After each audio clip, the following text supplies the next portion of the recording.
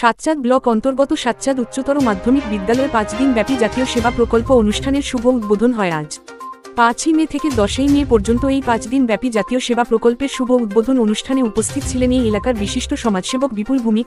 এছাড়া উপস্থিত ছিলেন সাতচাঁদ গ্রাম পঞ্চায়েতের প্রধান রাজীব দাস সহ অন্যান্য অতিথিবৃন্দরা। আজ এই উদ্বোধন অনুষ্ঠানে সভাপতির আসন অলঙ্কৃত করেন বিদ্যালয়ের প্রধান শিক্ষক জনপতি ত্রিপুরা।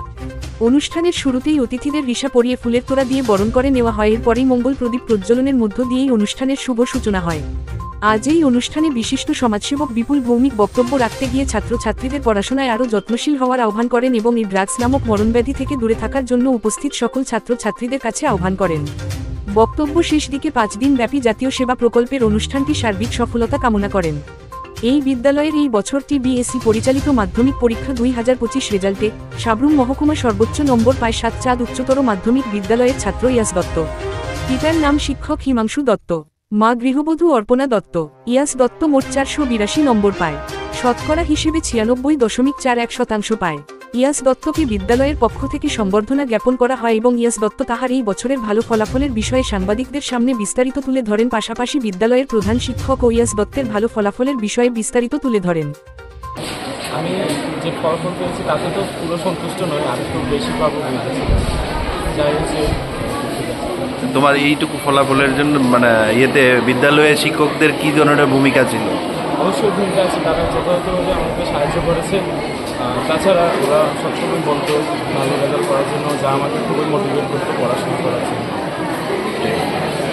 আমার কোনো ভাই, আমার কোনো বোন নেশার মতো যে বিকট বা একটা খুব ভয়ানক একটা জিনিস যেটা আমাদের জীবনকে ধ্বংস করতে পারে, তাতে যাতে কেউ সেখানে কোনো অবস্থায় নিযুক্ত না হয় তার জন্য আমাদেরকে লক্ষ্য রাখতে হবে। আমি আবেদন রাখবো প্রত্যেক ছাত্রছাত্রীকে, কোনো অবস্থায় আমরা যাতে এই ড্রাগসের মতো নেশা যাতে আমরা আসক্ত না হই। আমাদের সরকার বারবার বলছে, বিভিন্ন জায়গাতে বলছে যে নেশামুক্ত ত্রিপুরা, নেশামুক্ত সমাজ চাই। তার জন্য সমাজের প্রত্যেকটা স্তরের মানুষ সেখানে সহযোগিতা করতে হবে। তার ফলেই কিন্তু, তার মাধ্যমেই আমরা সেই নেশামুক্ত সমাজ আমরা পেতে পারি। তার জন্য আমাদেরকে সেই দিকে লক্ষ্য রাখতে হবে। আমাদেরকে লক্ষ্য রাখতে হবে যে আমরা বৃক্ষরোপণ কর্মসূচি সেটা আমাদেরকে জারি রাখা।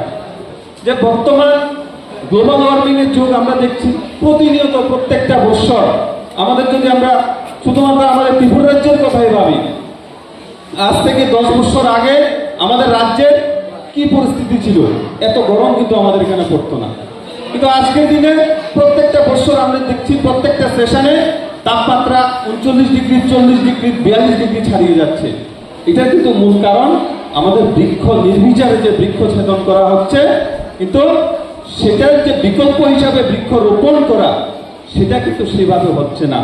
তার জন্য আমাদের দেশের প্রধানমন্ত্রী একটা প্রকল্প নিয়েছিলেন যে একটা চারা নিজের মায়ের নামে আমরা রোপণ করব। প্রত্যেকের মা রয়েছে, আমরা মায়ের গর্ভ থেকে জন্মগ্রহণ করেছি, তো প্রত্যেকের দায়িত্ব অন্তত একটা বৃক্ষ রোপণ করা এবং সেটাকে যত্ন সহকারে লালন পালন করে সেটাকে যাতে আগামী দিন আমাদেরকে সেটা ছায়া দিতে পারে, অক্সিজেন দিতে পারে, তার বন্দোবস্ত কিন্তু আমাদের দায়িত্ব নিয়ে করতে হবে। তাই সবার কাছে আমার আবেদন থাকবে যে বৃক্ষরোপণ কর্মসূচির মতো যে কর্মসূচিগুলো দেওয়া হয় সেগুলোকে অবশ্যই সেখানে সদর্থক ভূমিকা নিয়ে পালন করা।